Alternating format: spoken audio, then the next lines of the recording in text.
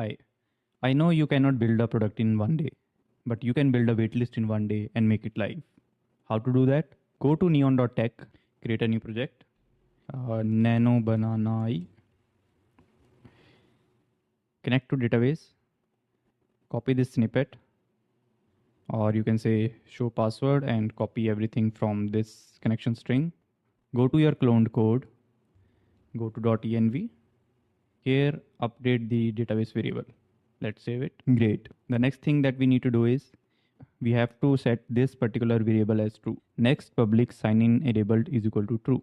Let's save it. Let's stop our server, and here we have to run these commands. npx auth secret. So this will create a random secret for our authentication. So it has created a secret in .env.local file. Now we also need to run this command. npx drizzle get is push. This is going to sync our database with the database that we have just created. So everything inside the DB folder of our code, all these table schema, it will be pushed to the NeonDB database. Let's wait for it. Done. Now we can verify that by going to tables, and here we can see we have a number of tables. You will see that RLS is disabled, but you don't need to worry about this because we are not using direct NeonTech API. So your data is secure. Let's clear our terminal.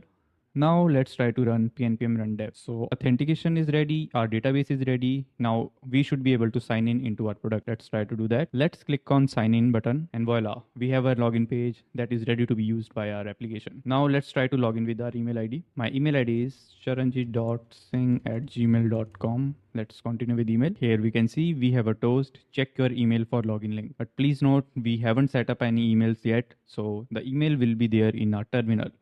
We have to scroll up, and this is the email content.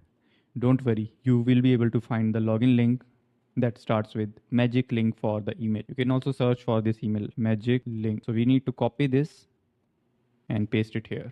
Here we can see we are able to log in into our application, but we want to launch a waitlist, not this. So let's do that. Go to your homepage. Let's link this particular button to join waitlist component.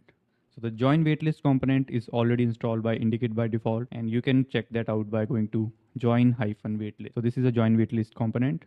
You just need to update the links, like for this get started. So I have to update my hero 2. So on my hero 2, this is the button. I need to update a link from next link. So the link is join waitlist. Let's save it. Now if I'll click on get started, I will be redirected to join waitlist. Let's enter the email ID. Here we can see the waitlist form is working. Now, in order to see our waitlist entries, what we can do is we can go to super admin dashboard, but you will see we are not able to access the super admin dashboard because we haven't specified who is the super admin. In our case, charanjit.singh@gmail.com is super admin, and we have to specify it in .env file inside super admin emails variable. Now let's try to visit super admin. Now here we can see we are able to access the super admin dashboard. Here you will be able to access waitlist here. Here we can see that we are able to access the waitlist entries that users have submitted. We can also export the waitlist entries using export CSV. There is one tip that if you want to disable sign-in, you can do that. You can disable the sign-in on the production, and you can enable the sign-in on local. That way the sign-in button will be hidden on the production if you will deploy this application, and on your local system, you will be able to sign in as a super admin and view the waitlist entries.